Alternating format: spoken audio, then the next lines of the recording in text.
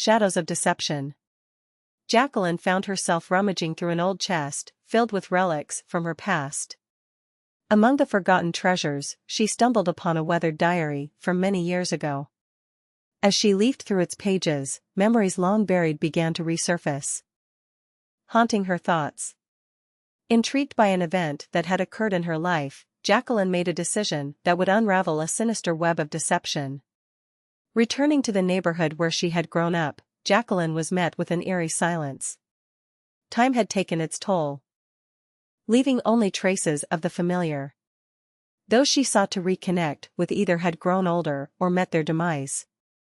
Perplexingly, when she approached them, they feigned ignorance, as if her existence were a figment of her imagination. With a heavy heart, Jacqueline retreated to the solace of her home, seeking answers within the pages of the diary. She yearned to revisit the past, to understand what had transpired on that fateful day. Among the faded ink, she discovered references to Cynthia Smith, her childhood friend. Determined to find her, Jacqueline scoured the phone book until she stumbled upon a number that seemed promising. Calling Cynthia, Jacqueline requested a meeting that evening at their local coffee shop. But confusion tainted Cynthia's voice as she questioned their past relationship. Jacqueline, undeterred, wove a tale of shared memories, conversing as if they were the closest of friends. Yet, Cynthia's perplexed expression betrayed her lack of recollection. Desperate to jog her memory, Jacqueline delved into the details of their past, recounting places visited and schools attended together. The weight of Jacqueline's words overwhelmed Cynthia, forcing her to flee the coffee house, escaping the clutches of an unfamiliar woman who claimed to know her intimately. Distressed by the encounter, Jacqueline reached out to her closest friend, Claudia, recounting the bizarre incidents. Concerned for Cynthia's well-being, Claudia suggested she take a break, perhaps a vacation to an idyllic island where fate might bring her future husband.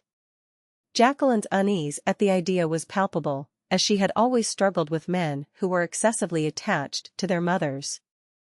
Instead of an island, she impulsively decided to embark on a journey to Italy, where she hoped to find solace.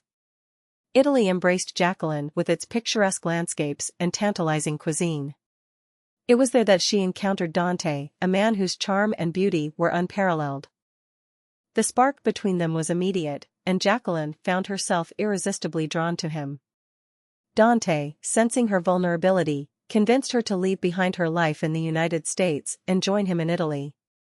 In the enchanting embrace of Italy, Jacqueline basked in the radiance of their love. Together, they explored stunning beaches, indulged in exquisite gastronomy, and savored the finest wines. Jacqueline was enthralled by Dante's seductive accent and the promise of a life where she could become one of the most beautiful people in the world. She succumbed to the allure, abandoning her reservations and choosing to embrace a new chapter of her life with Dante. However, Dante was hesitant to introduce Jacqueline to his controlling mother, who held an iron grip over his life. Jacqueline's attempts to liberate Dante from his mother's influence were met with resistance. She fought tirelessly, hoping to break him free from his mother's grasp. But her efforts proved futile. Overwhelmed by despair, Jacqueline made the difficult decision to return to the United States, leaving behind the life she had dreamed of. As she boarded the plane, Dante pleaded with her, promising to change and distance himself from his mother's toxic influence. He begged for a second chance, and Jacqueline, unwilling to submit to a relationship where she would always be on second base,